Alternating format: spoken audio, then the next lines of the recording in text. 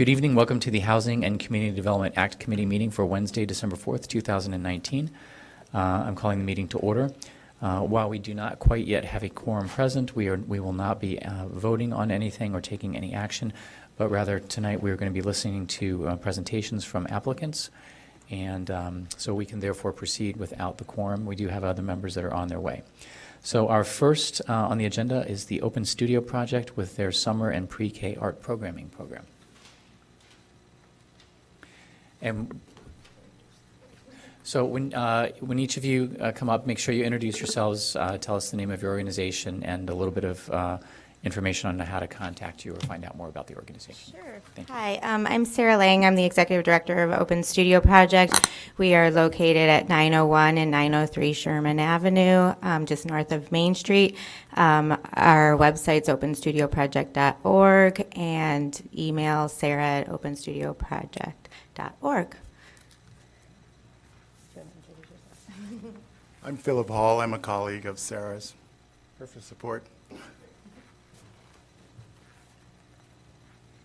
So you would like us to start with our program proposal? Okay, so we've actually been receiving Cdbg funding for quite some time now, particularly around our work around what was called Art in Action, which is serving low-income teens with arts programming. We are an art therapy organization that teaches social-emotional learning skills using the arts in a very supportive, non-judgmental, empathic way. One of the things that we're getting a lot of feedback from is that summer camp programming is increasingly becoming more and more expensive and unaffordable, particularly in the arts. And we've noticed a increased demand for our scholarship services.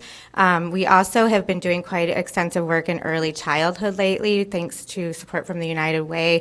We've been partnering with several Evanston low-income preschool programs because there's a lot of emphasis and research now on really reaching students in those early years.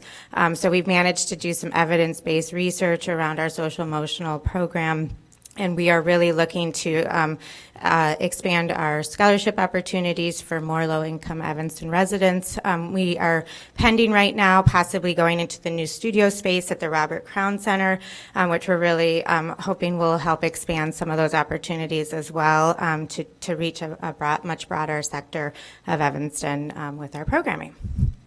So. Do we have any questions? I do see that it looks like you're going to be going from approximately 80 served to 200 served, so that's a really good jump. So that that's exciting. Terrific. Questions? Okay. All right. And each year there tend to be fewer and fewer questions as we all become more familiar with your respective programs. So we appreciate that. Yeah, I think it's pretty obvious too that like families are going increasingly under a lot of stress right now. I mean, I think we're really noticing a lot of our what comes up in our classes is a lot of heavy social emotional content, and I can't stress enough how the demands on parents these days are rapidly increasing. We see a lot of that on a day-to-day basis, and I just wanted to reiterate that anxiety and depression are astronomical right here in our own community, and we know that we are a safe space for these kids to manifest these emotions, and I mean, we see it every day in the art, but technology addiction is increasing, substance abuse, and we really believe that we're a preventative measure to help resolve that and get them at the young ages. Great, thank you. Yep. Thanks. All right, thanks a lot. Next on the list is Youth Job Center's Youth Employment Program. Welcome. Thank you.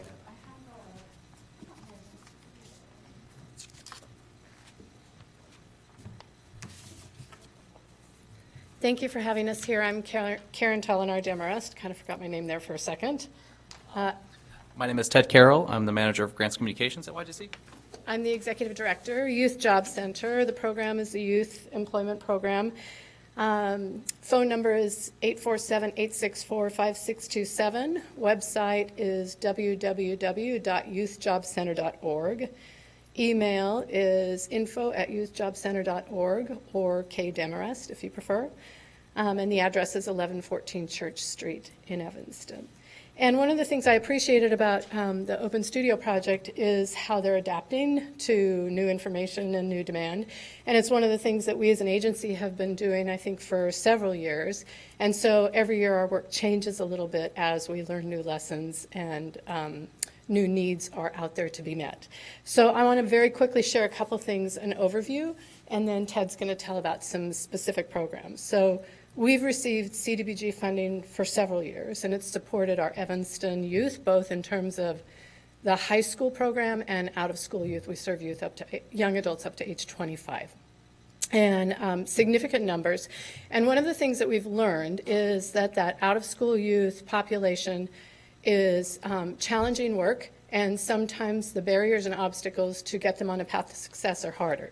And so it's the core of our mission. We will always do that work, and if there's a way to prevent it, we certainly want to do it. So we've been investing much more in our in-school youth programs around how we help young people think about their careers, think about planning for all their options when they graduate, so when they transition upon graduation, they don't end up 6 months out not in college, not working, and not knowing who to turn to. And so there's a few ways right now that I want to say we're really well positioned to continue to expand in Evanston. Recently, Howard Area Community Center, which is also serving the same population, is no longer going to be serving the youth population. So there's more and more people that are coming to us.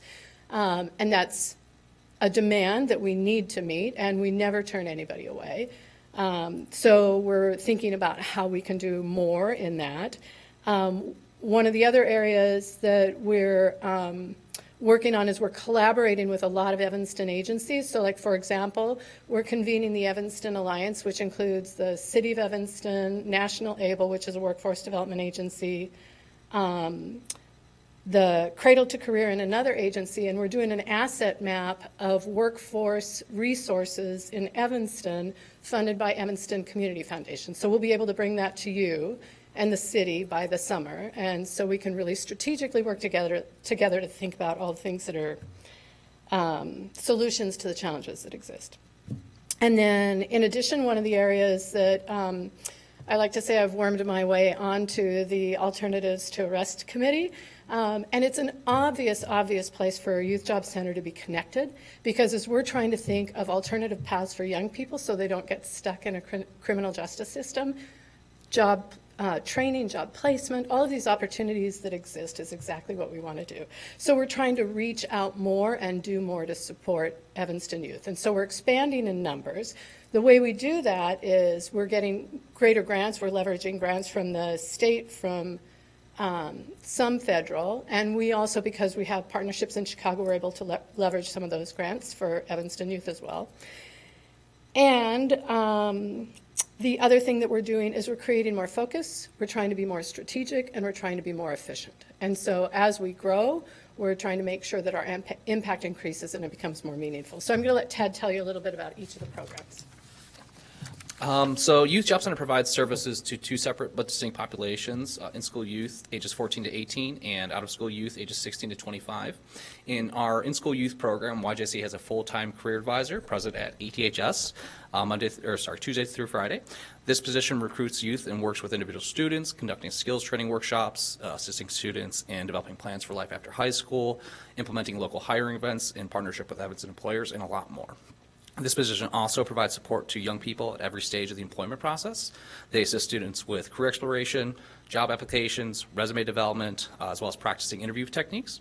And the career advisor works to connect students to employment options that meet the individual student's needs and goals. This work is performed both one-on-one as well as in the classroom through career and technical education classes. And soon YJC is going to begin providing training for students in learning strategies courses and in the alt school. YJC's career advisor at ETHS also works with the career partnership manager. As Karen mentioned before, that is a role that works with ETHS, YJC, and the City of Evanston Mayor's Employer Advisory Council. And through the work of the career advisor and the career partnership manager, ETHS will begin hosting monthly career fairs, engaging employers and providing students with opportunities to connect directly with local career options through both internships and field trips. And together, these roles are deepening YJC's work with the high school, working to identify students who are choosing post-secondary paths other than college. The Career Partnership Manager is working with the school to build a system for identifying those youth, as well as developing a process to effectively connect with them before they leave high school. As part of our work providing in-depth support to youth, last year YJC received a list of 192 graduating seniors to reach out to. Some of those youth connected with YJC immediately. For youth that didn't, YJC will continue that outreach for up to 2 years. And for youth who did connect with YJC, they're eligible to receive support up to age 25.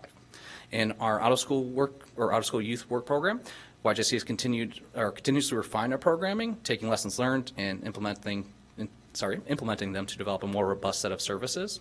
And today, YJC's out-of-school youth programming has achieved a fine balance of providing highly effective personalized employment support in a manner that is both cost-efficient and effective. This program includes a suite of core services that includes career advising, hiring events, referrals to relevant supportive services, and much more. We employ a team of 4 out-of-school youth career advisors, as well as a manager of training with more than 30 years of relevant training experience, as well as an employment specialist, all of which are available to youth during our regular business hours, Monday through Friday. And furthermore, YJC provides monthly hiring events at the Evanston Public Library, which are open to the public. And we are planning public resume writing workshops that will be provided at the Fleetwood Jordan Center. And though this is not directly covered in our Cdbg proposal, we will continue working proactively to expand our services so that we can serve even more Evanston residents in the upcoming year. And I'll put it back to Karen.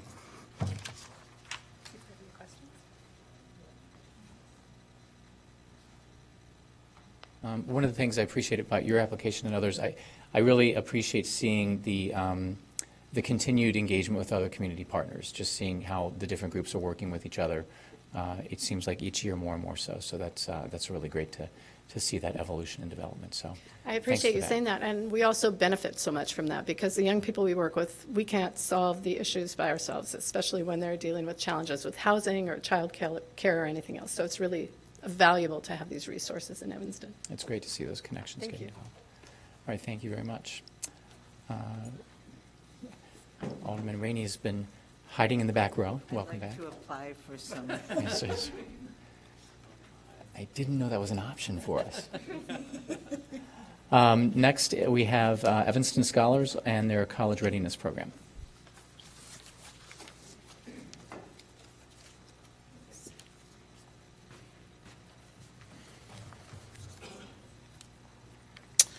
Hi, everybody. I'm Steve Newman. I'm with Evanston Scholars, the executive director. We are at www.evanstonscholars.org, and our address is 1234 Sherman Avenue, Suite 214 in Evanston, obviously, Illinois, 60201.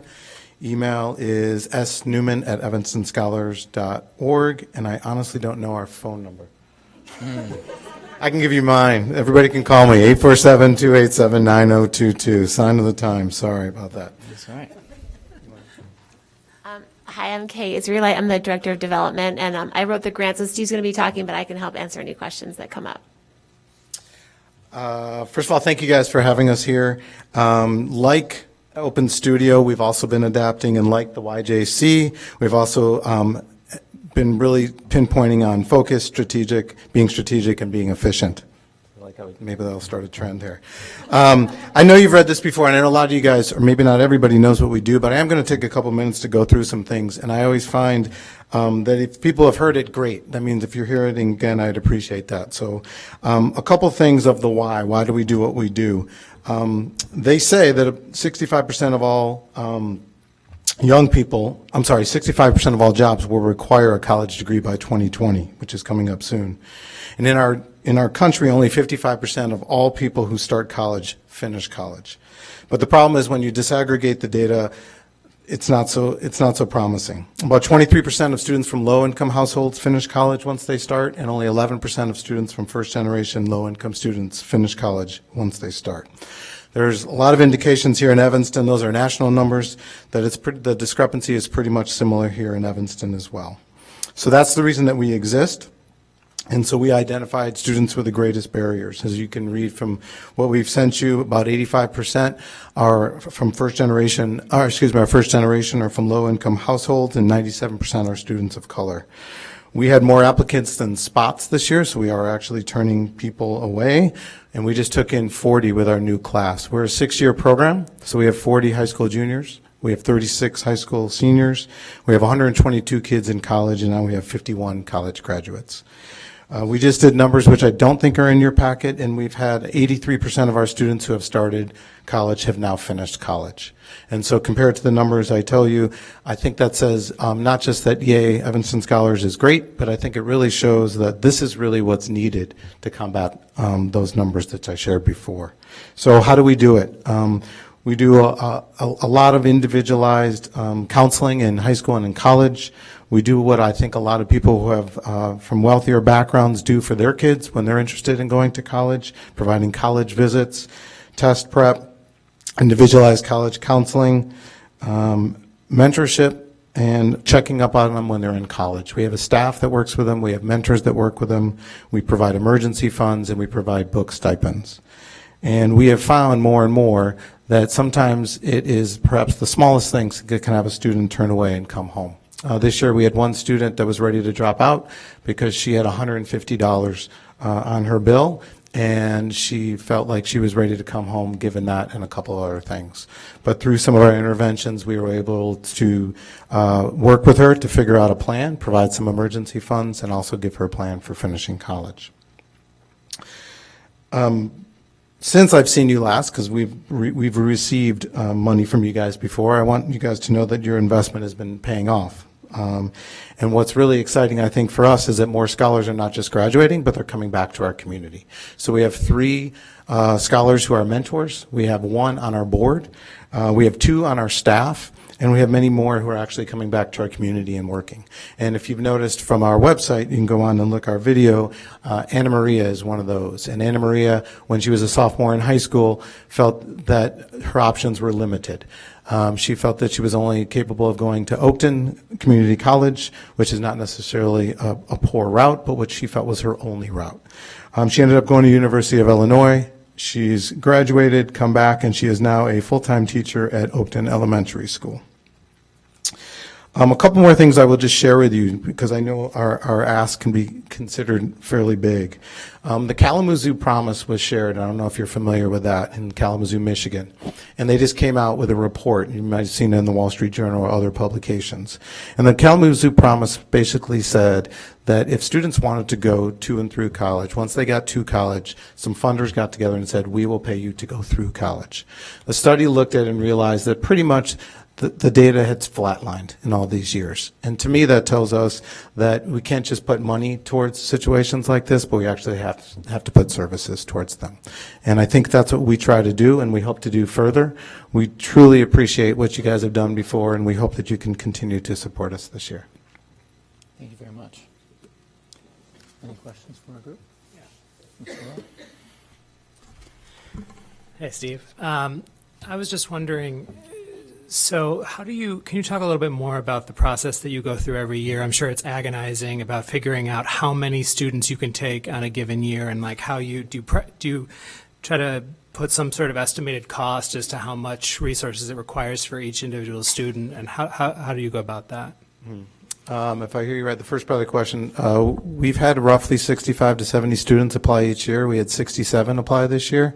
We had 55 who met our criteria, the ones I mentioned before. So we go through an interview process. We also interview the parents. We look at their applications, which has essays. So this year we filled our capacity of 40, but we also had to turn kids away, and we actually currently have kids on our wait list. So yeah, so what I'm asking is, you determined this year you could take 40 students. What would it have taken for you to take 45 or 50? You know, because there were, in this case, as you said, some kids that met your criteria that had to go on the wait list because there wasn't room, there wasn't the resources for more. So how does the 40 number, where does that come from? Just curious. So a variety of things, and it's about $3,500 per year for cost per kid. It doesn't always equate out, for example, that if, let's say, 35,000, which happens to be ironic what we've asked for, it's not that necessarily we can take 10 kids, but it does work out close to that. So we didn't have capacity to take more kids. Okay. Yeah. Is that what you were asking? That's what I was asking. Okay. Great. All right, great. Thank you very much. Thank you. And next we have Girl Scouts of Greater Chicago, the All-In program. Welcome.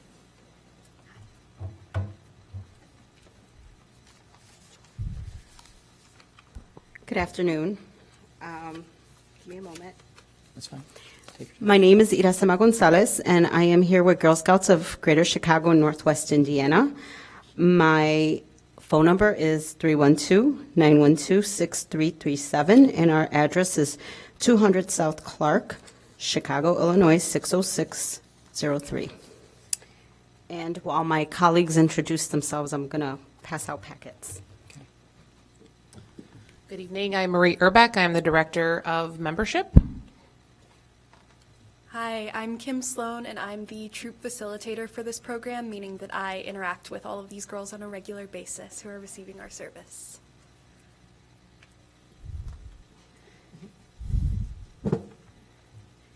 Contact information is also in the packets that we've shared with you today.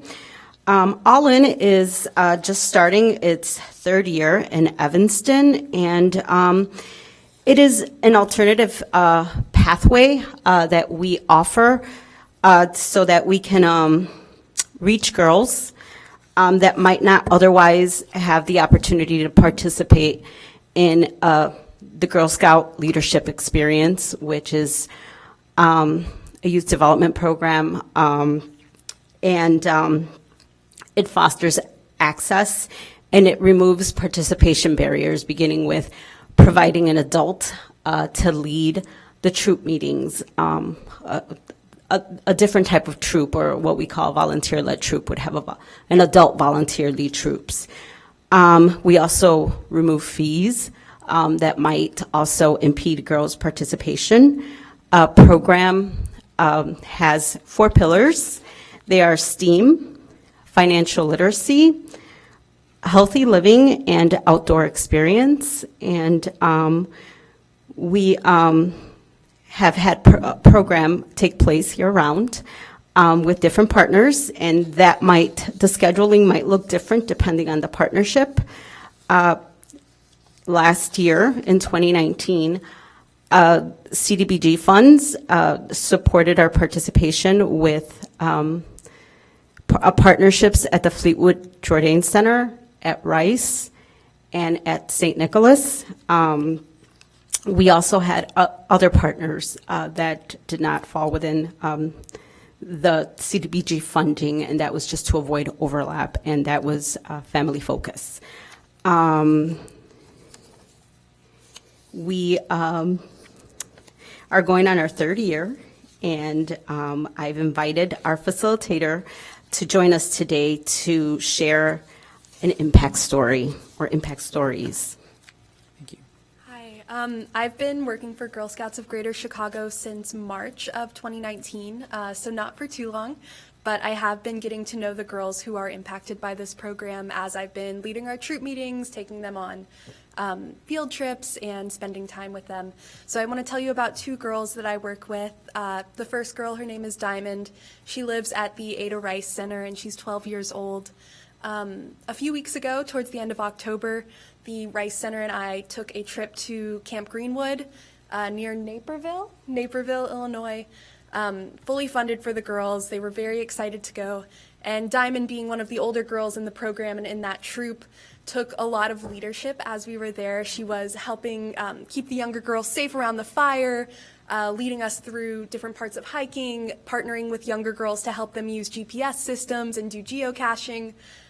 It was really exciting to see her participate and become involved and take up leadership with some of the younger girls in her troop that she lives with. But towards the end of the trip, we were hiking, and she was getting frustrated. We had one quick 20-minute hike before we had to get back on our bus, and she was visibly upset, and she even cried before we left. The next week, the Friday after we took this trip, which was on a weekend, I was debriefing with the girls and talking to them about what they liked and what they didn't like. And she told me, "Miss Kim, I'm really sorry for getting upset with everyone. I was just so frustrated that we weren't getting to stay longer, that we weren't going to go camping again for a long time. And I'm sorry for how I treated you, because I know it wasn't Girl Scout-like." And we talked about how it's okay to feel these feelings and that we're going to work to go camping again. And it just really showed me how important those trips can be for them, and that experience of going outdoors whenever you're living in a group home might not be something you get every day. Another girl I want to talk about, her name is Sophie. She's in the 1st grade. She attends Fleetwood Jourdain's after-school program, and she's on the autism spectrum. And throughout our 9 months that we've been running this troop, myself leading and her at that program, we've focused a lot on the different aspects of the Girl Scout Promise, which is, Girl Scouts are honest and fair, friendly and helpful, considerate and caring. They respect themselves and others. And all of the girls, but including Sophie, have been learning to express their needs and what they need from their peers in these Girl Scouts meetings in terms of the Girl Scout Promise and the Girl Scout law. Sophie's able to say, I need you to respect me like a Girl Scout and give me space, or I need you to be considerate and caring. Can you please let me sit beside my friend Jalissa because she makes me feel safe? I think seeing them get that social emotional language that they might not have the opportunity to use in their day-to-day life and use it in a small group setting while they're also able to learn and express their ideas about what they want to be doing has been impactful for them.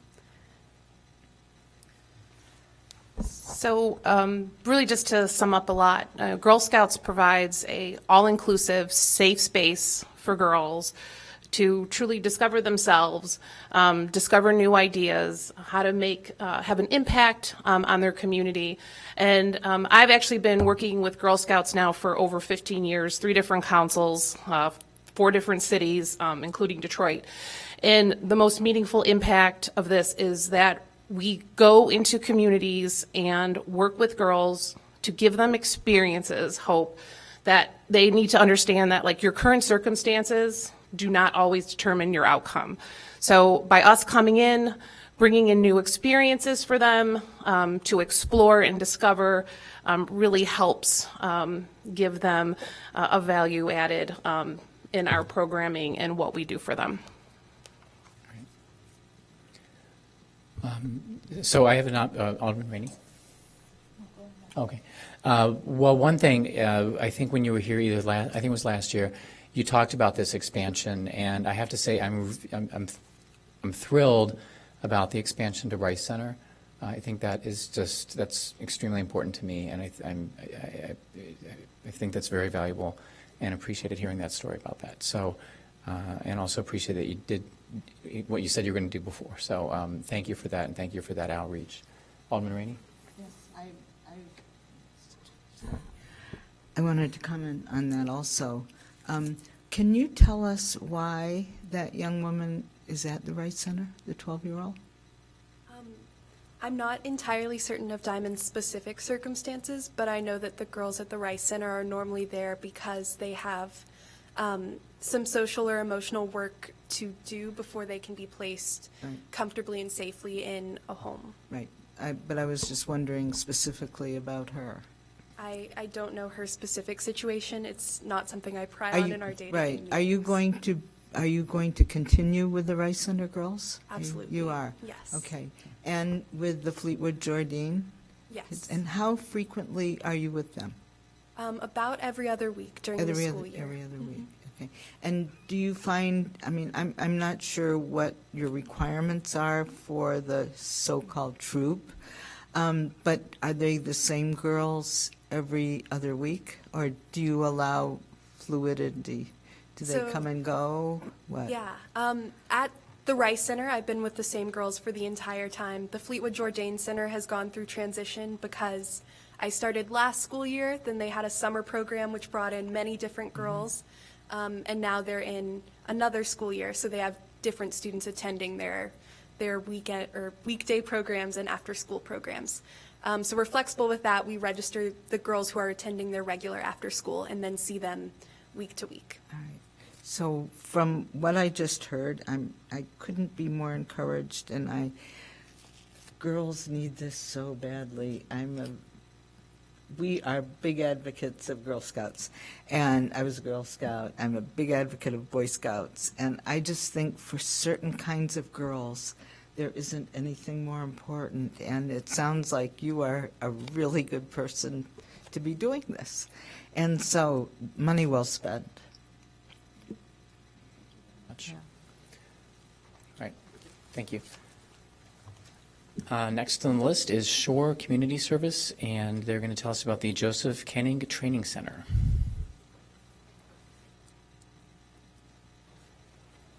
Let's see, do we have Shore here?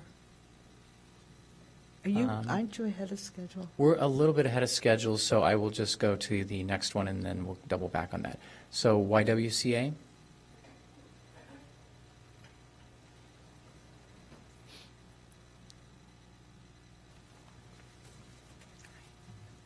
Good evening. I'm Kristen White, Chief Operating Officer of the YWCA Evanston North Shore. I'm here tonight with Sandy Williams, our Domestic Violence Community and Residential Services Director. I will be speaking briefly about our 2020 Cdbg application for our comprehensive domestic violence program. The YWCA is located at 1215 Church Street, and our administrative phone number is 847-864-8445. Our 24-hour domestic violence hotline number is 877-718-1868. Our website is ywca.org/Evanston, and our general email address is info@ywca-ens.org.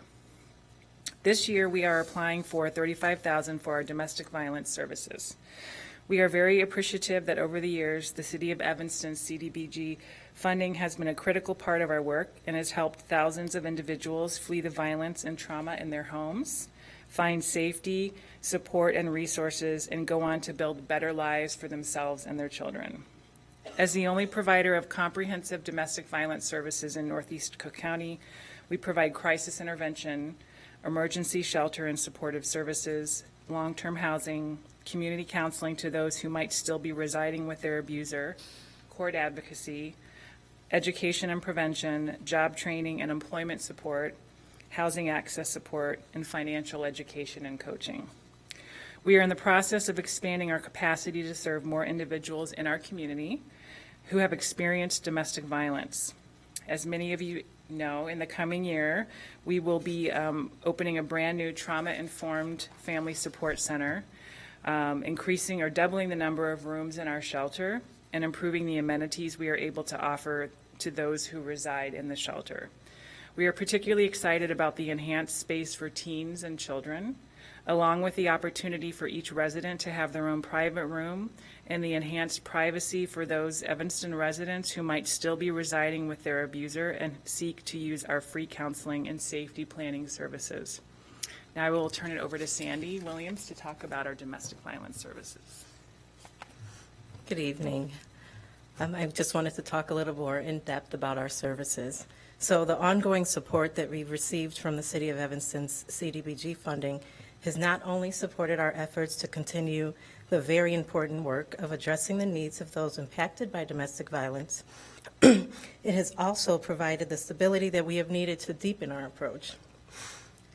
Over the last few years, we've embarked on a multi-year journey to transform our work to that of being more trauma-informed. This encompasses our staff receiving training and understanding the pervasiveness of trauma, the impact of trauma on one's brain, and the impact on someone's responsiveness. We've put the trauma-informed care principles of safety, trust, choice, and collaboration and empowerment at the forefront of our delivery model. And we've streamlined our assessment process and made significant revisions to our policies and protocols to make them more client-centered. We recognize how the physical space impacts one's experience, and we're excited to move forward with the expansion of our facility so that our environment can now match that of our programming. Some of the specific things that we've done in our program areas: on our 24-hour crisis line, we've added master's level clinicians to deepen the work that we're doing, offering a deeper level of assessments, suicide assessments, lethality assessments. In our shelter, we continue the much-needed service of providing emergency support, but in addition to that, we've added an array of groups. Recently, within the last few months, 3 new groups that go across the spectrum and go beyond just the talk therapy. In our community counseling program, we've expanded by adding a community counseling coordinator to our service delivery model, which has deepened our work in the community and allowed us to, in the last 6 months, double the amount of community clients that we've been able to serve. In our longer-term housing program, where we continue to move people on towards further independent living, we've recently moved out 2 individuals into their own affordable housing. Our partner abuse intervention program continues our work with perpetrators, and we have a 90% completion rate. Our violence prevention program has moved beyond working in the schools to working in the community and the court systems. And in the area of training, we've had a course certified by the Multi-Regional Training Division, who sanctions police trainings, and we are currently offering this training to the Evanston Police Department. So again, we're able to do all of this because of your support, and thank you.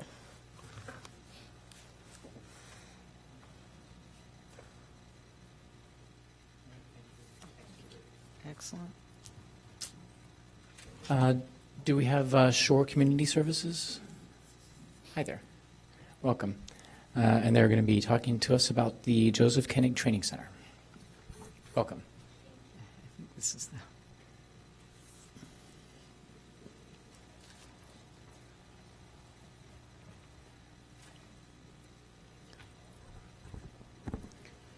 All right, my name is Annie Braverman, Director of Vocational Services with Shore Community Services. Our address is 8350 Laramie in Skokie, and the number there is 847-982-2030. Our website is shoreservices.org. Thank you for inviting me to present tonight about Shore's services and accomplishments this past year and what we're hoping for this coming year. We were grateful to receive this Cdbg funding support last year, and it is our hope that you will consider our application so that we can continue to grow and complete the outcomes for our individuals. Our newest program, which we highlighted last year, opened in July of 2018, True North, has increased community access and vocational exploration for individuals with developmental disabilities. One of the main components of the community integration program has been volunteering. Individuals regularly volunteer at Vineyard Care Center and Closet, home delivered meals, and the Niles Food Pantry. This past year, a partnership with Edible Acres in Evanston was formed. Our individuals have been participating in watering, weeding, general cleanup, and harvesting the vegetables. The food harvested is given to the Evanston High School to be used there. It has been an amazing opportunity for the individuals at Shore to really get outside and get in their community.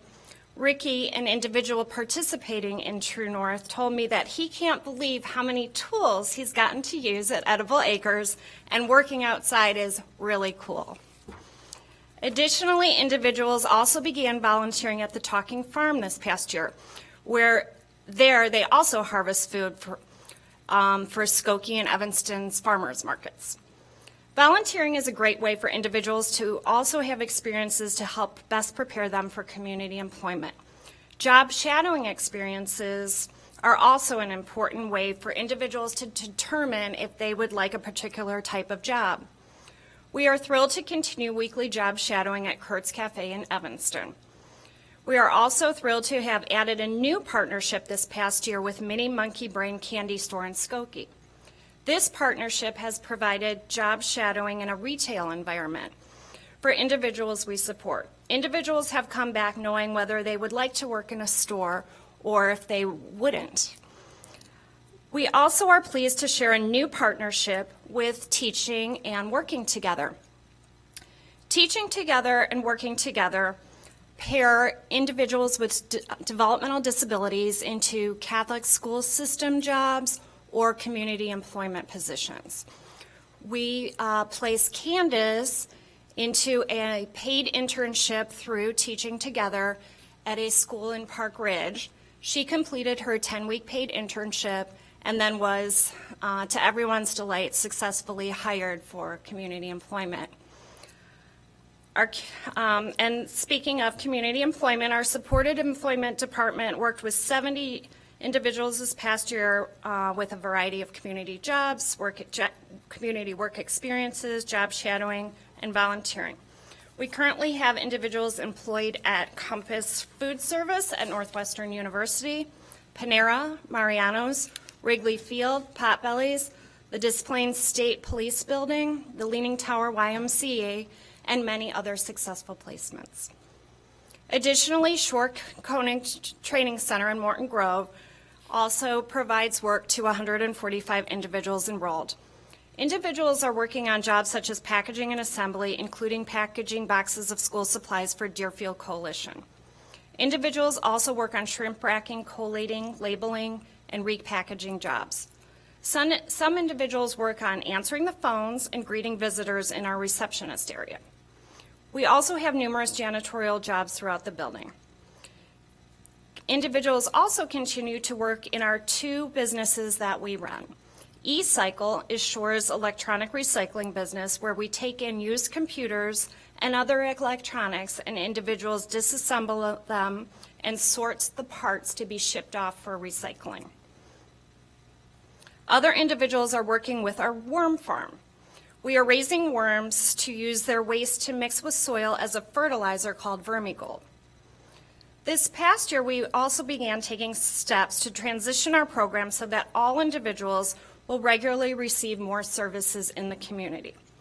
Our staff began taking individuals out for leisure activities, and we will continue to increase the frequency and variety of outings they will participate in. Mary, one of our individuals, told me that although she loves work, she didn't mind going on an outing to Kurt's Cafe for a delicious sweet roll and coffee while enjoying conversation with a peer that she normally doesn't get to do when she's busy working. While the federal, Medicaid, and state have set the path for more community integrated services in response to the ADA, and the budget, however, has not reflected the change or how providers can do that to allow for a lower state staff to client ratio, more money for vehicles and fuel, and money to participate in the community outings such as museum passes and money for restaurants. We do know that our individuals are enjoying the changes and looking forward to more outings like Mary and volunteer opportunities like Ricky and successful employment like Candace so they can lead more fuller and more meaningful lives. We thank you for your past support and hope you will consider supporting Shore again. Thank you. Thanks so much.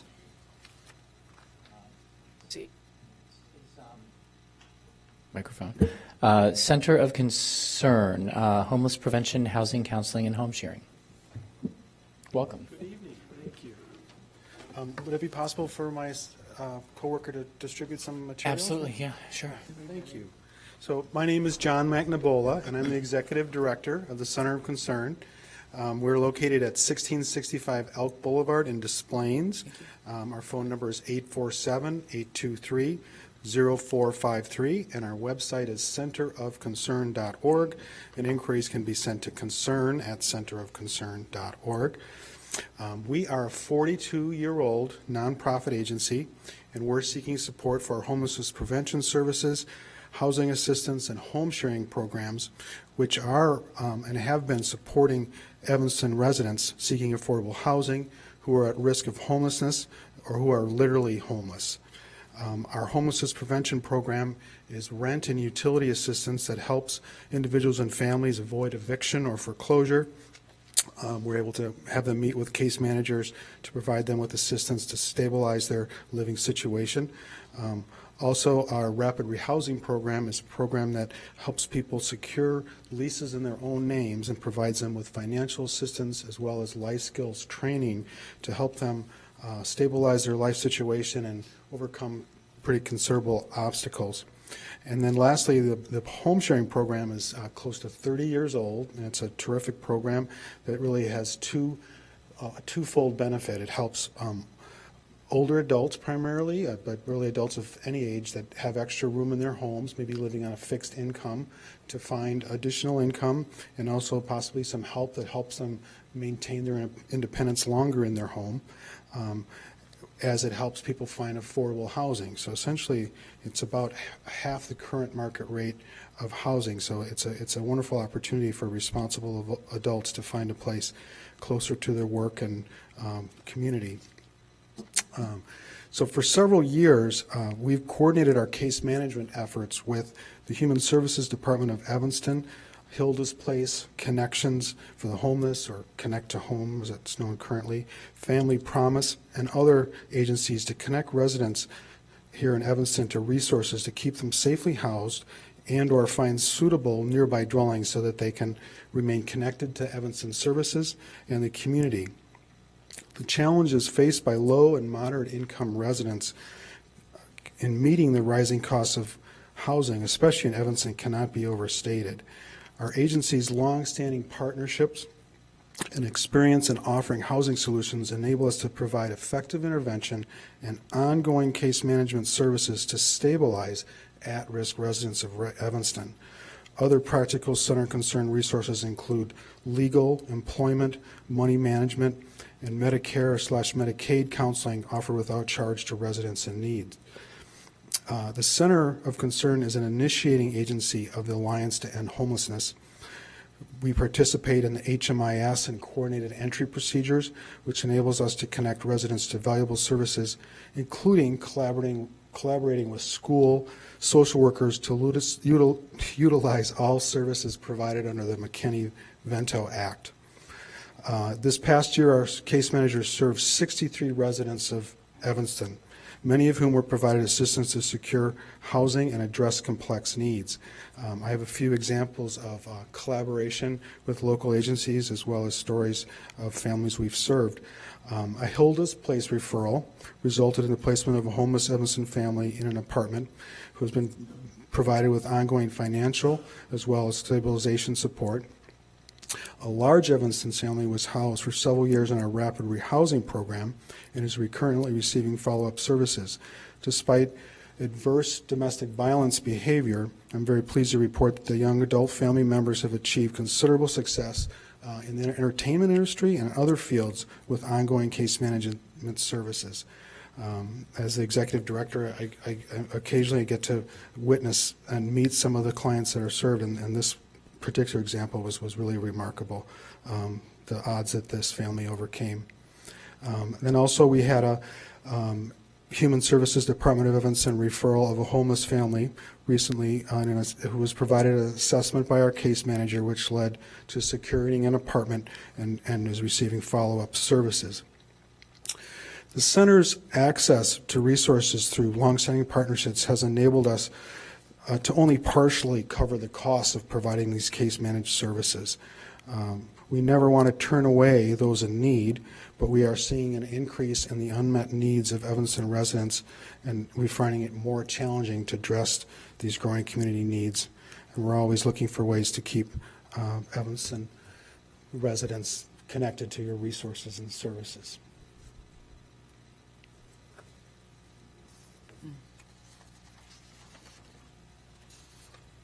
Yeah, it sounds like you're already pretty well engaged with some of our community partners, and I appreciate learning more about your organization, so I wasn't that familiar with it. Well, so thank you for the opportunity to speak with you absolutely. tonight.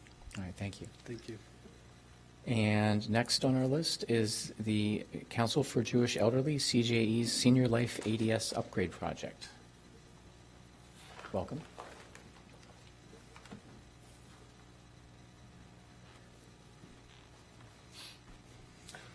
Good evening, Alderwomen, Aldermen. I'm David Guthridge. I'm CJE's Senior Life's Director of Affordable Housing. We're at 3101 West Toohey Avenue in Chicago, 60645, and our phone number is 773-508-1000. Our website is www.cje.net. My email address is david.guthridge@cje.net, and my phone number is 773-681-7913. Thank you for your ongoing support of our organization and for this opportunity to discuss our Evanston Cdbg application. Our mission is to enhance the quality of life and facilitate the independence of older adults. We offer healthy aging and elder care programs and life enrichment, supportive housing and resources, health care and research and education. Each year, CJE programs benefit over 20,000 diverse clients and caregivers throughout the Chicago area, mostly in the north side neighborhoods and north and northwest suburbs. Most clients live close to or below the poverty line and receive free or subsidized services. Today, we seek $25,790 in Evanston Cdbg funding for improvements to our adult day services and transportation site. This is at 1015 Howard Street. The site is adjacent to a planned affordable housing project that will bring an additional 60 units of affordable housing to Evanston. However, the improvements that we request tonight are to the existing building and the building envelope. Adult Day Services provides a structured, supportive environment for seniors facing cognitive, physical, and emotional challenges that helps them stay in the community and avoid premature institutionalization. ADS offers activities that keep them physically active and mentally and socially engaged, including music, drama, dance, art therapy, exercise, and mental stimulation activities. And as you drive down Howard Street and see the mural on the side of the building, that was created by residents. ADS also provides needed caregiver respite and support. The program serves over 99 older adults annually. 27 of these clients, or 30%, are Evanston residents, and 60% of those 27 are low income. CJE's transportation program also helps older adults remain in their homes by providing door-to-door transportation to and from ADS, as well as to medical facilities, social services, community centers, grocery stores. We operate 8 buses and 3 minivans that serve over 2,000 older adults annually. 70, or about 3%, of the clients are Evanston residents, and about 60 of those are low income. The funds that we seek will be used to weather seal 3 doors leading to the ADS patio area and to replace an exterior emergency exit door and frame and a double exit door and frame at the mechanical area. The doors and frames are worn beyond their serviceable life cycle, and we also need to replace 3 exterior windows and frames. Because these are also beyond their serviceable life, the building is experiencing moisture and repair issues associated with that condition. The project will benefit these low-income Evanston residents and others by improving the appearance of the building that houses the programs and helping protect the building from further water damage and energy and heat loss. Thank you for your continued support. We really appreciate it. Right now, I'm closing out last year's CDBG project at Adult Day Services, which included adding magnetic door locks tied into the fire panel, electronic keypads to prevent wandering and to make us aware when clients start to wander, and replacement of our gutter on the north side of the building that was extremely compromised from age and weathering. I really appreciate the opportunity to present this to you, and may I assist with any questions? Just want to comment, not on a question, but I have several Evanston friends who have either a husband or a parent who utilize the service. And while I know it's good for the participant, the bus picks them up in the morning, the participant, and keeps them through the lunch hour and returns them home in the afternoon. And the respite that provides for that caregiver is priceless. I don't know if they pay. I don't know if they're low-income people. I don't know what the transaction is for that service, but it's priceless. And it's just a service not everybody has probably in their community, but that we have it. It's beyond replacing. So whatever we can do to keep that building standing and impenetrable by water and moisture and mold, let's try and help. Well, thank you so much for sharing. Yeah, it's really amazing. Thank you. Good night. And we, next we have Reba Early Learning Centers Bathroom Access and Lead Reduction Project. Good evening, welcome. Good evening. My name is Betty Combs. I am the Executive Director for Reba Early Learning Center. Here with me tonight are Darcy Carter, our Administrative Director, as well as Lisa Burton, our Board Chairperson. Reba has been in the community as a care center for children aged 2 to 5 years since 1966. We are a nonprofit, and we serve 56 children per day, as well as partnerships with other community organizations such as Cradle to Career in Evanston, District 65, Oakton Community College we are partners with, as well as the Child Care Network of Evanston. We are located at 740 Custer Avenue, and our phone number is 847-475-6480. Our email address is rebaelc@gmail.com, and our website is rebaearlylearningcenter.org. Did I forget anything? No. So what we are here for tonight is we appreciate your support in the past. We are trying to renovate our bathrooms to be ADA accessible to serve the children that have special needs and have accessible quality care for the children. We also want to reduce the lead. We found that there are lead in 2 of our classrooms and the water supply, so we need to have the pipes redone or whatever they do to reduce that lead so that they can drink actual water from fountains.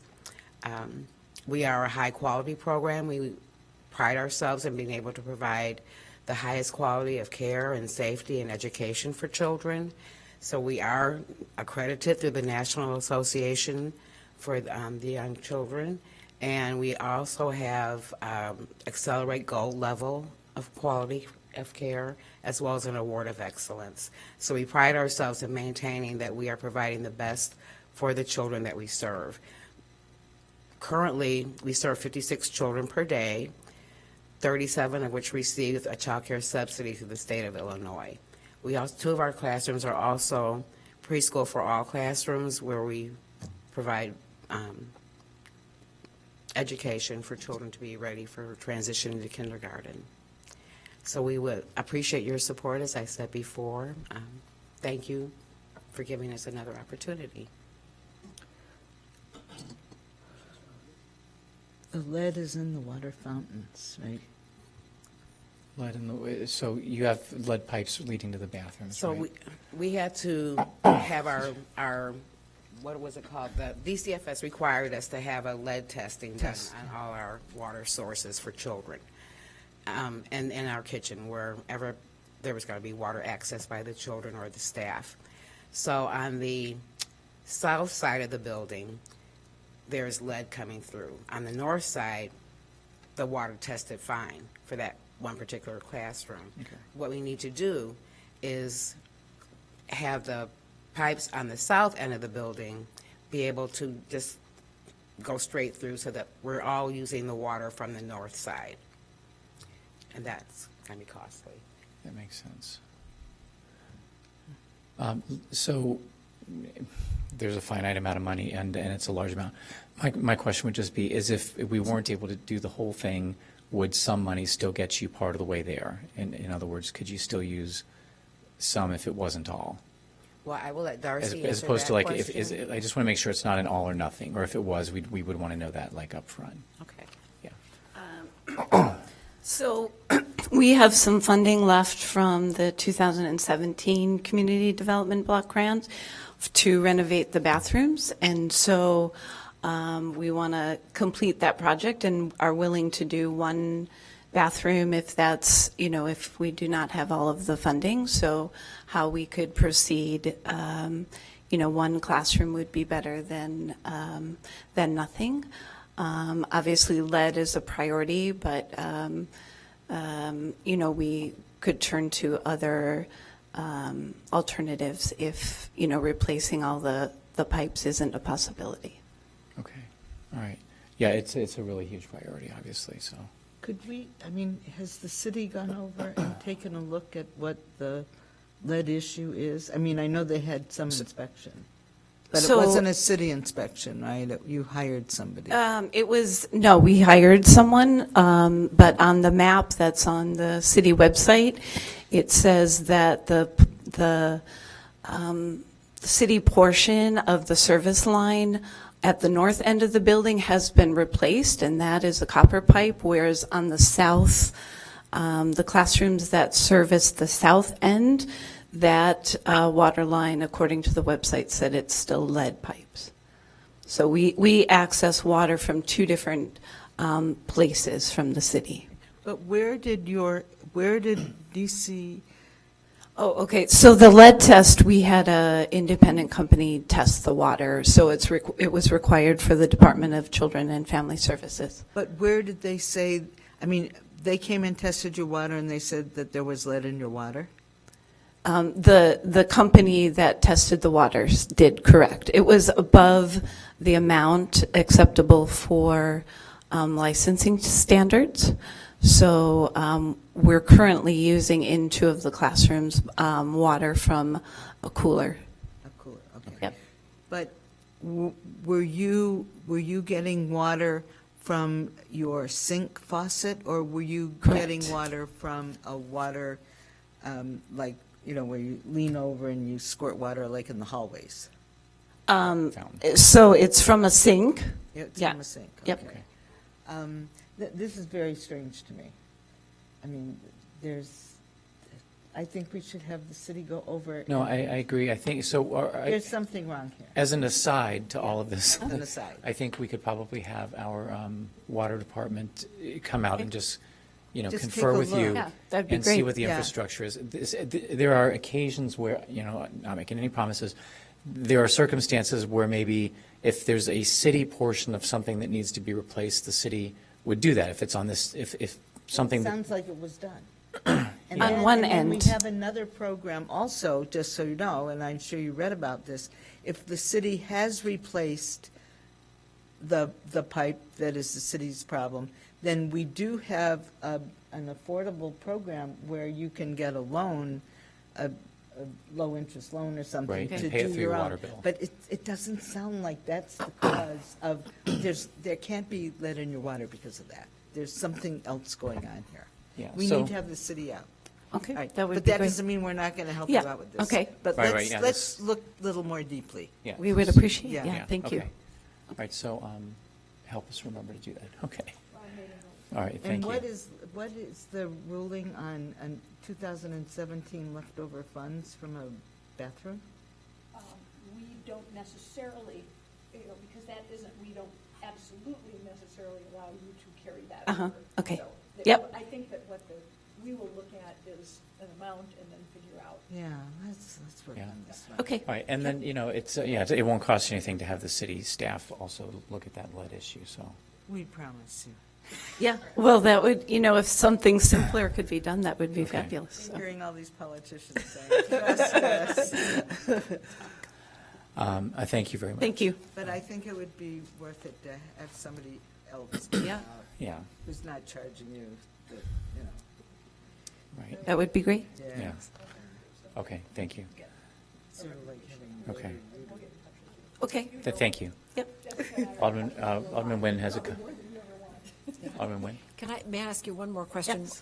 What did you receive, I wasn't on the committee in 2017, what did you receive from the committee in 2017 it was for one of the bathroom renovations? Yeah, so we completed part of the project. We replaced the HVAC systems in 2 of the classrooms, but we did not complete the bathroom renovations. Okay, and so is it a similar, I see what each of the 2 bathroom renovations here are $65,000? Correct. So was it a similar amount to that? So originally, we thought it would be a lot less, the bids that we had, and we actually had a contractor that we were going to sign with, and then they pulled out at the last minute. And so when we got new bids, they were a lot higher.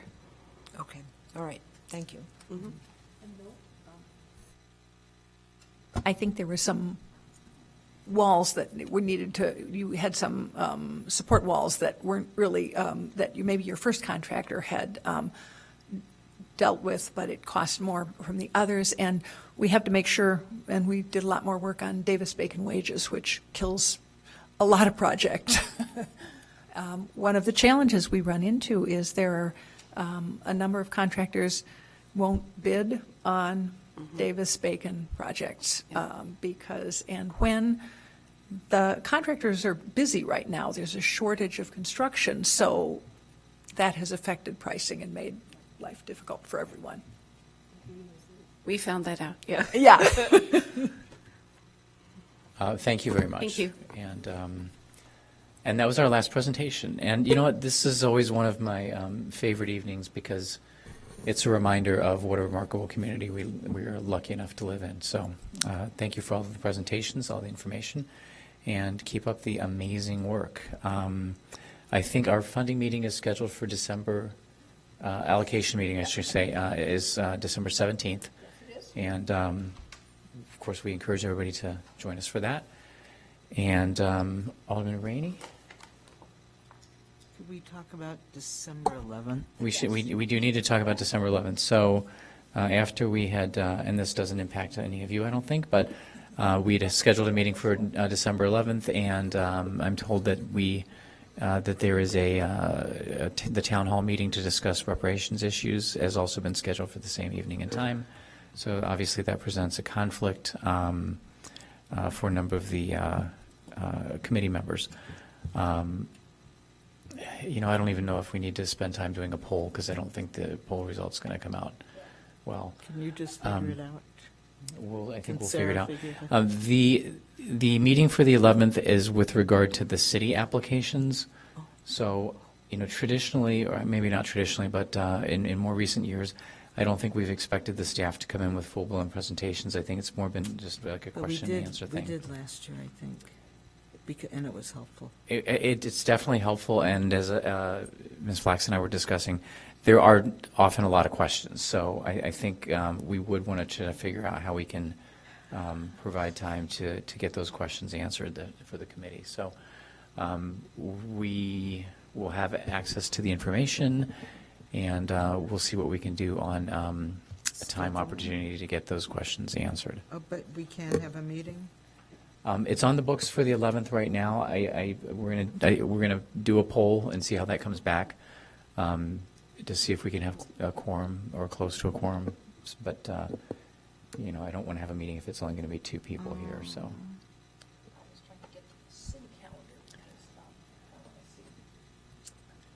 It's a little challenging. We've got a bunch of things between now and. It's not. We don't know yet. So yeah. So anyway, that's an issue not resolved, but be looking for emails on possible availability if that's an issue. Okay. What is the night of our funding? 17th. 17th. And that'll be in the council chambers? Yes. Okay, so council chambers.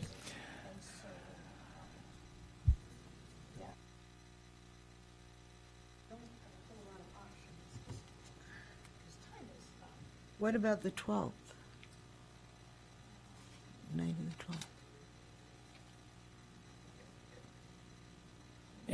12th. I hesitate to kind of pick it now because we've got a lot of our committee members not here tonight. I think I'd rather just do the poll and see if people can make it to the 11th, what that number looks like. If it's too low, then we'll work on finding a different date. It could be televised or recorded in some way so we could hear it, see it. We would Sure. definitely have to figure that out, because what we would want to do is if people can't be there, we want Well, we can listen to presentations. We just can't vote. Yeah. Right. And we do record, so we have that. We have these recorded, so we can watch the videos if somebody's not able to make it. Okay. All right. So TBD on the 11th. We will be here on the 17th. Thank you all for being here. Is there a motion to adjourn? So moved. There's no public comment, right? Nobody else signed up who wanted to speak? I neglected that. Okay. No public comment. We are now adjourned. Nobody.